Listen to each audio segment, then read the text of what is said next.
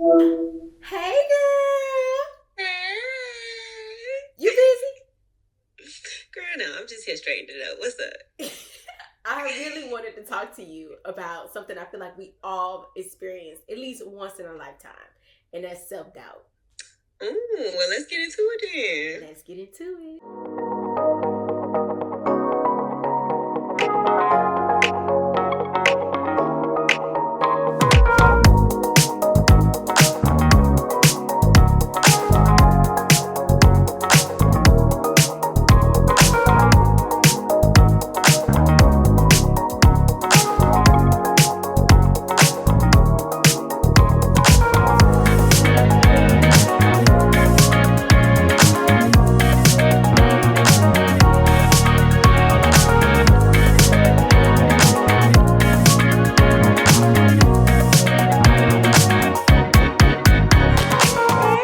Hey girl, hey. I'm just checking up on you to see how you doing. Oh, I'm on top of the world. I received that.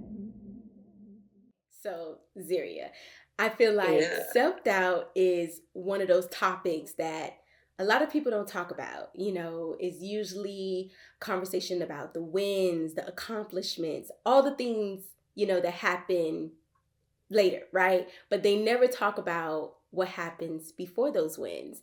And that includes self doubt.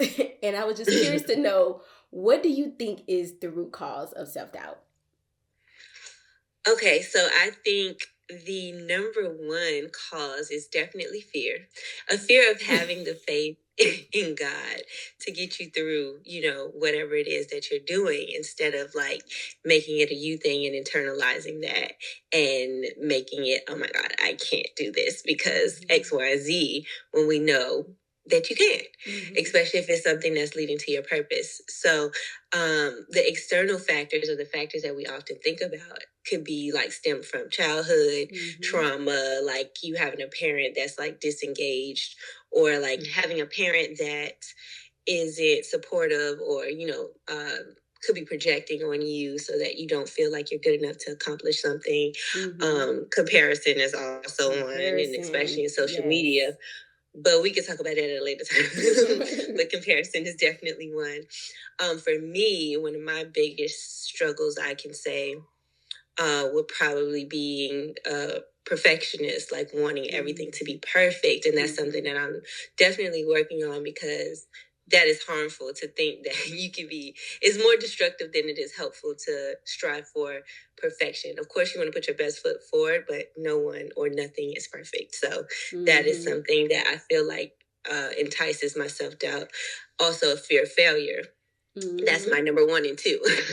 Like to have the fear that I may not be good at this, or I may not accomplish this, is something that can tend to play tricks on my mind. Of course, the lack of confidence, feeling like, it's just not for you or not in you, or whatever the case may be. So I feel like a combination of all those things in our mind is what's controlling that self-doubt. But I feel like the root cause is that fear of being faithful. That's The where I'm at with it. comparison. Yeah, in comparisons. So how about you? For me, I think the biggest the root cause, is due to not being able to differentiate between the voice of God and the voice that stems from the seeds that were planted in our mind strategically by the enemy. And like you said before, those seeds could be um, coming from our childhood trauma, or any traumas, right? Or our upbringings, social norms, our cultural norms, criticism, and like you said, fear. If we don't check those seeds, they can sprout into self doubt. When we're sensitive to God's voice, He can lead us on a path to get us to where He has called us to be, to fulfill the purpose and plans that He had for us before we were even born, before we even thought of, before our parents even thought of each other, right? And when we override His voice with the seeds of self doubt, it can veer us off course or delay us from our destiny, which it reminds me of the story of the children of Israel, where Moses was called by God to help lead them to the promised land. That trip was only supposed to have taken 11 days, and it ended up taking 40 years. 40 days. 40 Oh, years. 40 years. Yes, 40 years. And they were stuck in the wilderness. And some of Girl, them didn't I'm thinking about Noah. I'm talking about 40 days. No, girl. Come on. They were stuck in the wilderness for 40 years. And, you know, some of them didn't even make it. Like, some of them ended up dying in the wilderness. And that's because they were filled with fear. They were filled with self-doubt. And ultimately, they were doubting God. And sometimes when we're facing life choices, when we are, you know, making these decisions out of fear, it can cause us to be delayed or stagnant from reaching where it is that we're supposed to go. And that's because fear is not of God. Like, you know, the verse says, you know, God doesn't give us the spirit of fear. He gives us a spirit of power and a sound mind. I was definitely going to hit that one in there. Yeah. Just like you said earlier, how you have that fear of failure, I too also have that fear as well. But we have to remember that God is the master planner here. And, you know, just because something may not work out or just because we may fail at something doesn't mean that it's not all a part of his plan for us to get wisdom or gain wisdom, to, you know, gain skills or whatever it is that we need to learn. His whole purpose for us is for us to prosper. But it doesn't mean that there aren't going to be little failures in between, right? So we just have to trust God, and we just have to know that God is within us. So we need to trust the God that's within us. Which leads me to ask you, do you think self-doubt is a part of our growth process, and what methods do you use to overcome it?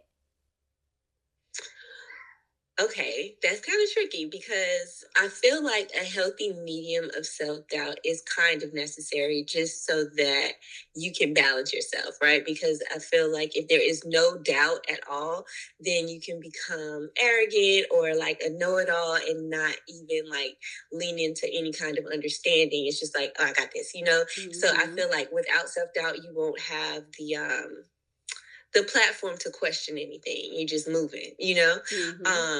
And then I think for me, exercise that I've taken from corporate America is, you know, when you have those when you have those quarterly and yearly reviews and they talk about your strengths and your areas of improvement.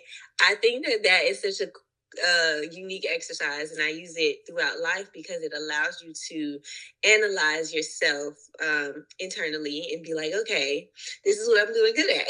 This is what I need to work on. And, you know, and you get to plan that roadmap of how to be better and how to do better. So I feel like a little bit of self-doubt is necessary. I will say that. When it comes to overcoming self-doubt, I feel like in order to overcome, you have to do. So what is just taking that leap of faith, and, you know, whether it be going into that new job or quitting that job or leaving that person or, you know, just stepping out on faith, I feel like is the easiest way to overcome self-doubt. Also, like getting out of your own way and getting out of your own head and knowing that you can and you will achieve it, because if we're all here with a purpose and God gave you this purpose, much like Tiara had mentioned earlier, we should know that whatever is in this desire of our heart that we are like eagerly chasing, once you consult with God, that it is something that is leading you to that path of, you know, where you're supposed to go. So it's overcoming that doubt through Christ, in a sense, like knowing that he's already laid out the foundation and the framework for you to continue to move on. So just by, you know, running your own race and focusing on what's before you and that's what's off the side, knowing that you are your only competition because you are the only one given this gift and assignment. So it's going to unfold for you, and not relying on anything else other than that.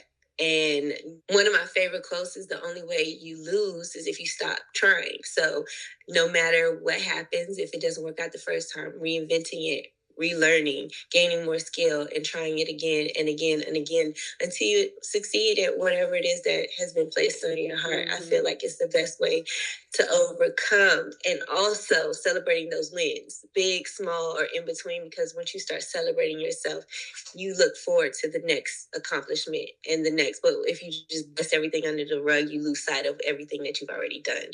So another form of overcoming that I've recently taken on this new journey and walk with Christ are a few scriptures.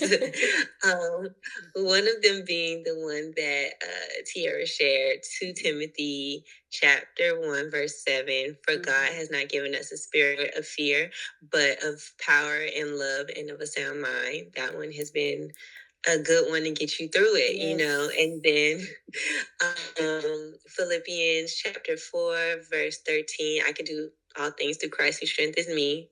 We spoke about that in a previous episode. So, you know, it's a recurring one. It's one that never fails. Yes. Use it. When Write you it down, put it on a sticky note, put it on your wall. Recite it, let it sink in, remember it. Because yes, you can do all things because he's within you. So, and then the last one, the most recent one that I've been leaning on and loving is Joshua chapter 1 verse 9. That reads, I have not commanded you, be strong and courageous. Do not be afraid. Do not be discouraged, for the Lord your God will be with you wherever you go. And I love that because if he is with you, why are you, doubting anything? Like he's guiding you. So those have been my methods of overcoming self-doubt. Tiara, I would love to hear yours. What's up? I agree. I do think that it is normal to have those thoughts. We are human. At the end of the day, like for instance, when we started the podcast, before we started the podcast, we had doubts. We had those moments where we're like, can we do this? How are we going to pull this off? Oh, yeah. We are fresh into Christianity. Like, what are we going to talk about? Right. We really didn't know how we was going to pull this off. And we had to overcome those thoughts through prayer, through fasting, a lot of conversations, Oh, yes. Oh, yes. And we pushed through, and here we are today, we're a couple episodes in, pulling stuff out of thin air to make it happen.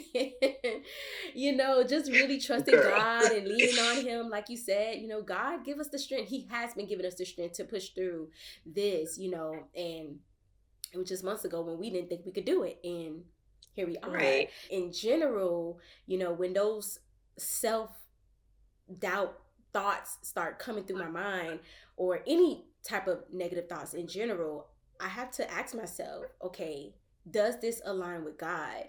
And I would know if it aligns with God because it will have to align with his word. His word is pretty consistent. His nature is consistent, through the Bible. And my go-to is Philippians 4:8. Where I would ask myself, are these thoughts true? Are they honorable? Are they right? Are they pure? Are they lovely? Are they admirable? Are they excellent? Are they praiseworthy? If the answer is yes, then it's of God. If the answer is no, then I know it's not of God. And if it's not of God, then it gotta go. It gotta go. It cannot stay here. Hit it with the Deborah Cox. Why are you even here? You ain't supposed to be here. How did you get here? How did you get here? But in all seriousness, the thoughts are gonna come, but you gotta let it flow. Don't let it stay. Don't let it fester, because it just takes up unnecessary space, and you need to make room for the voice of God. So I just go to Philippians 4:8. I think that's a really good guideline to just know, when that voice is God and when that voice is not of God. I love that. Yes. Let me go check out Philippians 4:8.